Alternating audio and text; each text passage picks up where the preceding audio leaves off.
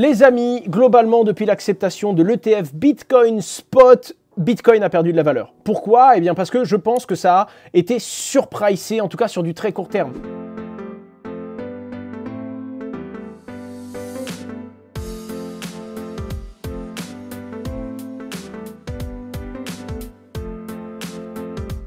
Comme on l'avait dit plusieurs fois, oui, l'ETF Spot est un espèce de process, une structure qui va permettre à des grosses liquidités de rentrer sur le marché crypto. Mais c'est la tuyauterie, c'est pas parce que le setup est fait que la demande a déjà explosé. Et surtout, depuis qu'il y a eu une demande de BlackRock pour les ETF, on avait vu Bitcoin exploser. Je vous rappelle quand même que c'est à peu près vers là, hein, si je dis pas de bêtises, ouais c'est ça, c'est mi-2023 que BlackRock a demandé un ETF. Depuis, le Bitcoin est passé de quoi, 20 000 $ à 42 000. Il y a déjà eu une énorme valorisation. Alors globalement, le Bitcoin est toujours vers les 42, hein, il est toujours sur cette ligne. En attendant, oui, on a quand même touché les 48 000 $ à un moment et on est loin des 46, mais actuellement, le marché se passe quand même globalement bien. Et il y a plein de gens qui disent, mais qu'est-ce qui se passe sur Ether? Eh bien, vous voulez que je vous dise? J'en ai aucune idée parce que je ne vois toujours pas l'avenir, je n'ai pas de boule de cristal et malheureusement, je n'arrive pas à prédire le temps qu'il va faire demain sans utiliser météo.com. Mais ce que je sais, c'est qu'il y a une logique mathématique quand même. Bitcoin s'est valorisé énormément dans la période où on attendait une potentielle approbation de l'ETF. On est désormais dans la période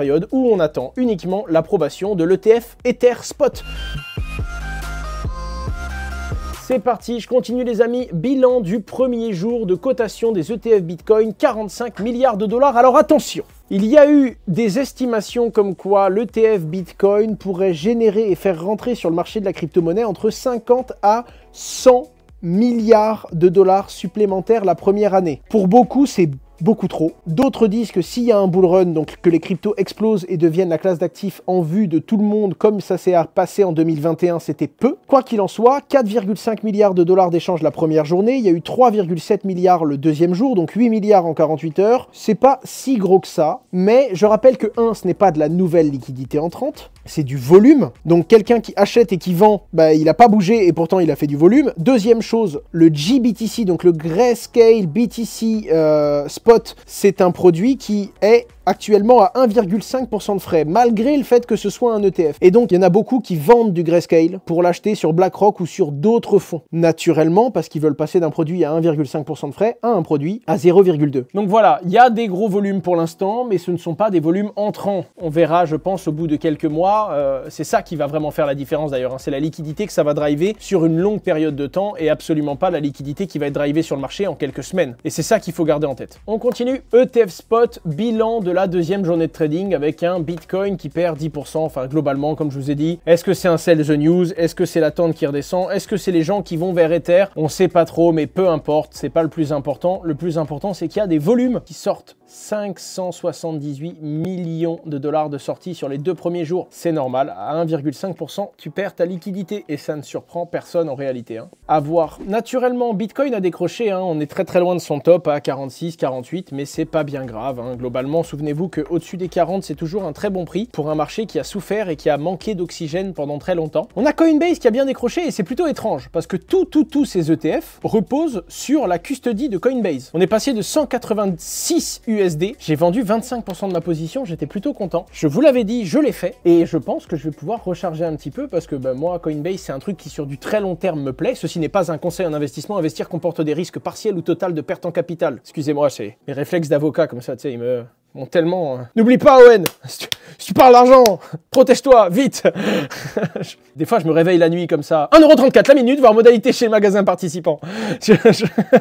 Vanguard, un géant qui propose des produits financiers, a dit non au Bitcoin. Il a dit qu'il ne le proposerait pas. Alors que c'est une plateforme qui propose aux gens d'obtenir des ETF. Hein. Et ils ont dit, Vanguard a dit, ça ne respecte pas notre philosophie. Currently, we are not allowing those to be purchased as it doesn't fit with Vanguard's investment philosophy. C'est violent quand même, hein. Tu dis aux gens, ça correspond pas à notre philosophie, vous pouvez pas acheter ce produit chez nous. Donc en gros, je peux uniquement le vendre, car je pouvais l'acheter avant, et ils ont répondu oui. En tout cas, je pense que vous pouvez seulement le vendre maintenant. Et Vanguard, Vanguard possède une bonne partie de BlackRock. Ça, c'est intéressant, ça.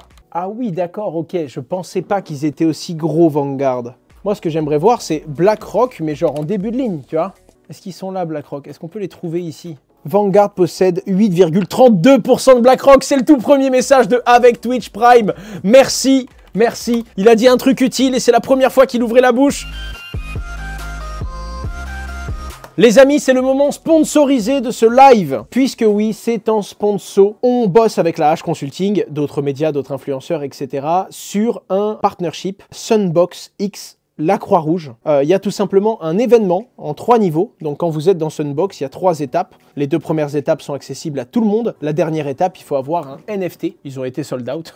C'est le NFT Pass. Quoi qu'il arrive, quel que soit le montant que vous dépensez, ce montant sera reversé à la Croix-Rouge. Mais en plus de ça, Sandbox va le doubler. Donc si vous faites 200 € ou 300 € de dépenses, je ne sais comment, dans le cadre de cette opération, il va y avoir le double qui va être versé par Sandbox. Actuellement, ils ont déjà mis 125 000 Sandbox dans la cagnotte et il y a déjà 80 000 qui viennent des NFT plus des donations des gens. Vous pouvez donner ici, je ferai une donation. Vous aurez la TXID qui s'affiche juste en dessous quand ce sera sur YouTube. Par contre, il faut le savoir, ça se donne par Polygon et c'est des tokens Send, évidemment, le token Sandbox qui est donné. Je trouve ça relativement sympa. Il faut savoir que ça se termine le 22 janvier. Pour le coup, ça nous faisait plaisir. On fait pas mal d'OP sponsors, c'est souvent du marketing. Là, c'est du play to give, c'est du charity. Donc, on a trouvé ça sympa. Ça nous a beaucoup plu et on a eu la confiance de Croix-Rouge pour bosser avec nous, quoi. Donc c'est bien, Crypto for Good, c'est quelque chose de sympa et ça fait plaisir. Je vous mets également l'article de Cryptost. Je vous invite fortement à y aller et mettre une petite pièce si bien entendu vous pouvez vous le permettre, hein, bien sûr, dans le cadre de cette opération caritative.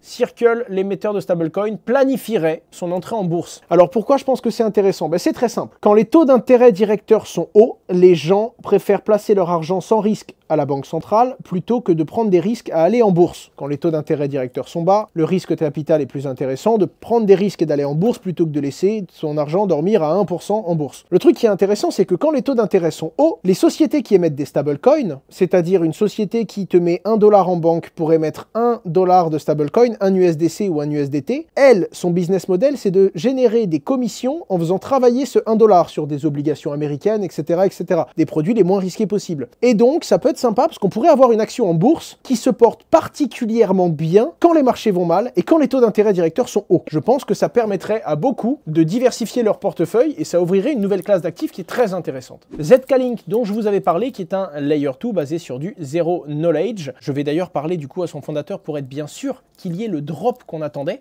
parce qu'il y avait eu, je ne sais pas si vous vous souvenez, mais j'en avais parlé pendant un live, et il y avait eu un moment où il y avait eu des quêtes à faire sur Galax pour gagner potentiellement, etc., etc. Pareil sur CoinList, enfin le token va être vendu sur CoinList, et puis généralement il y a un beau multiple pour ceux qui arrivent à en avoir. Attention malgré tout, je vous le répète, je vous l'ai déjà dit 3 fois, mais je le repositionne. Je suis investisseur de ZK-Link depuis 2 ans, je crois. Naturellement, le jour 1, il y a des tokens qui sont libérés. J'ai pas le détail de la TGI aujourd'hui, et donc je pense qu'il va y avoir des gens qui vont vendre fort. Encore une fois, est-ce que le prix va monter après ça ou est-ce qu'il va s'effondrer? On n'en sait rien, mais soyez toujours prudents. Soit vous arrivez à gagner en participant sur CoinList, et là tant mieux, soit va y avoir la sortie du jeton au marché, et là vous prenez beaucoup de risques. Si vous n'avez pas de visibilité, en achetant au marché, vous prenez un méga risque.